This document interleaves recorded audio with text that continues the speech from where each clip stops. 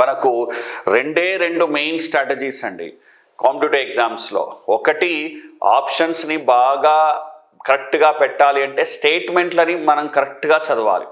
స్టేట్మెంట్లు అర్థమవుతే ఆప్షన్స్ ఈజీగా అవుతాయి.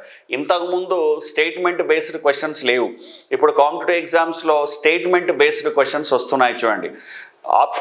స్టేట్మెంట్ లేకుండా ఒక్కోసారి డైరెక్ట్గా ఆప్షన్ 1, ఆప్షన్ 2, ఆప్షన్ 3 ఉంటాయి. వాటికి పెద్ద శ్రమ ఉండదు. కానీ స్టేట్మెంట్స్ ఎప్పుడైతే ఉంటాయో అప్పుడు టైం ఎక్కువ తీసుకుంటుంది, టైం కిల్ అవుతుంది, బాగా ఆలోచించాలి, ఇబ్బందికరంగా ఉంటాయి. కాబట్టి డియర్ స్టూడెంట్స్, నేను మళ్ళీ చెప్తున్నాను, స్టేట్మెంట్స్ని బాగా అర్థం చేసుకోండి. తర్వాత ఆప్షన్స్కి రండి, ఆప్షన్స్ని ఎలిమినేట్ టెక్నిక్ను పాటించండి. ఇక్కడ నేను 2 చేశానండి. దానివల్ల ఇది ఇంకా ఈజీ అయిపోయింది మనకు. 100% డ్యామ్ షూర్ మనం ఆన్సర్ను డైరెక్ట్గా పెట్టవచ్చు. నేను ఫస్ట్ ఏం చేశాను, స్టేట్మెంట్లను బాగా అర్థం చేసుకున్నాను.